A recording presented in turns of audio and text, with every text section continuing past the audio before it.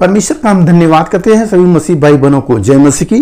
मेरे प्यारों, आइए प्रभु का वचन सुने और अपनी सारी चिंता परेशानियों को प्रभु के हाथ में सौंप दे। क्या जाने प्रभु की दया हो और आप वचन सुनते सुनते भले चंगे हो जाते। जो लोग नहीं, कृपया इस चैनल को सब्सक्राइब कर दे। तो मेरे प्यारों, मैं वचन लाया हूँ विलाप गीत से।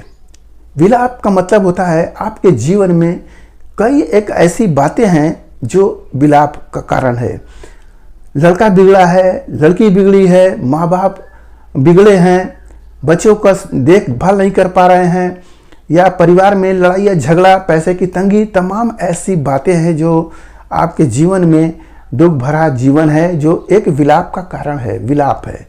तो उस विलाप के लिए जैसे इस्राएली लोग परमेश्वर के विरुद्ध पाप करते हैं और वहाँ पर वो चिल्ला रहे हैं, परमेश्वर को पुकार रहे हैं। परमेश्वर को कैसे पुकार रहे हैं, उसी वचन को मैं सुना रहा हूँ। आप उसको सुने, आपको शांति मिलेगी और प्रभु की दया होगी तो जरूर चंगाई भी होगा। हालेलुया। मैं वचन को पढ़ता हूँ। विलाप गीत है, अध्याय 5 है और वचन 20। तूने क्यों हमको सदा के लिए भुला दिया है और क्यों बहुत काल के लिए हमें छोड़ दिया है। यहोवा हमको अपनी ओर फेर, तब हम फिर सुधर जाएंगे। प्राचीन काल के समान हमारे दिन बदल कर ज्यों के त्यों कर दे। हालेलुया।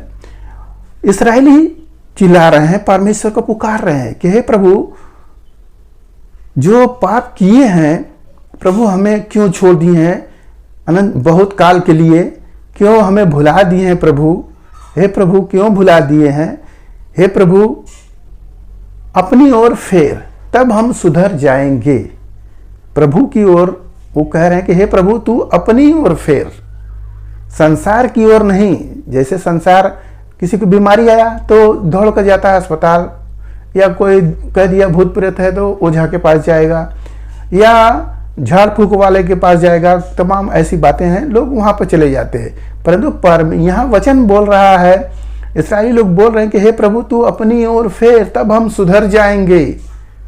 यानी परमेश्वर के पास जाने से हम सुधर जाएंगे। जो भी हमारे जीवन में परेशानियां चल रही है, हम उससे सुधर जाएंगे।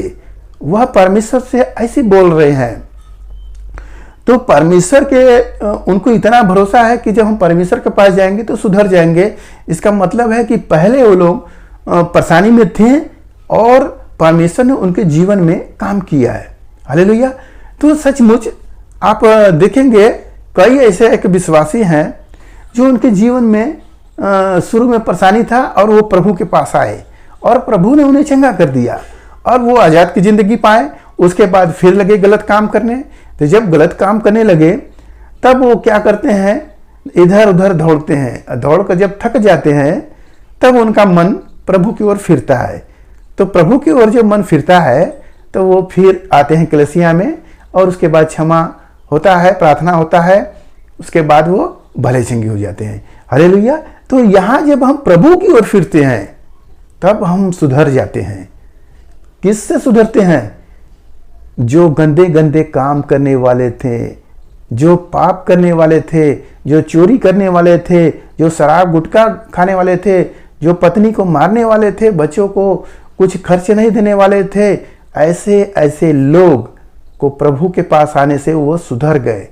हम अपनी गवाही बता रहे थे कि सब कुछ तो सही था, परंतु दिन भर में 50 गाली बकने का आदत मेरा बना था और समय मिलने पर पान भी खाते थे। इस तरह का जीवन था।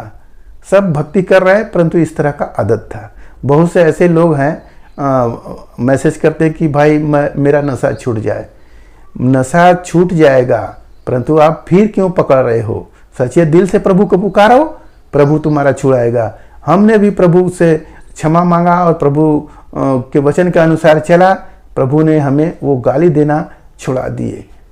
गाली देना कैसे छुड़ाए वो भी सुन लीजिए गवाही। पास्टर बोल रहे हैं गाली मत देना, क्योंकि जिस मुंह से आप परमेश्वर का धन्यवाद करते हो उस मुंह से आप गाली नहीं दे सकते। क्योंकि देखेंगे कोई भी सोता दो तरह का जल नहीं देता। अगर खारा है तो खारा है, मीठा है तो मीठा है, दो तरह का नहीं देता है। वैसे ही आपका स्वभाव हो, आप एक तरह का होइए, दो तरह का मत बनिए। तब हमने सुने और उस पर अमल नहीं हुए। एक दिन क्या हो रहा है, कलीसिया में जाने वाले हैं और खाना बनने में लेट है और पत्नी को लगे गाली बकने। इतना टाइम हो गया, खाना बनाना चाहिए था, तमाम उसको गाली बक रहे हैं और खाना खा भी रहे हैं।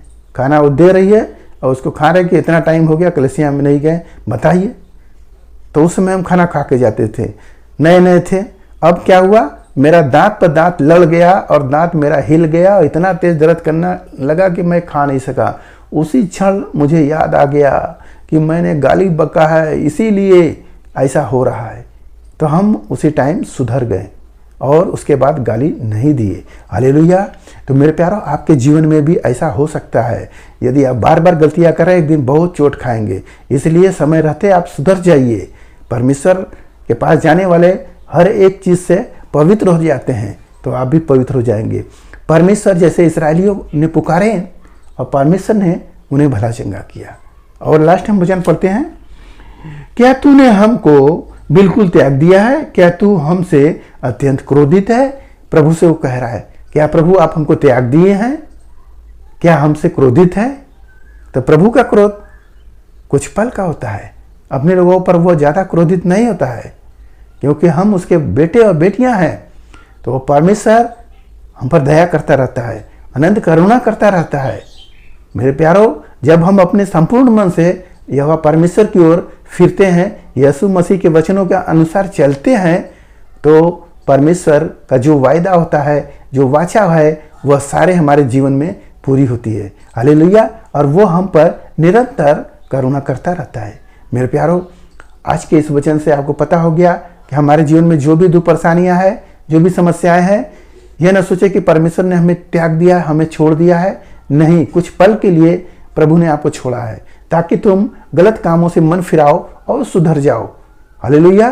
तो उस सुधार के लिए प्रभु ऐसा छोड़े थे, जैसे इस्राएली को छोड़े थे और वो मन फिराए और फिर चंगे हो गए। तो आप भी चंगे हो जाएंगे। तो आइए आपके लिए हम प्रार्थना करें।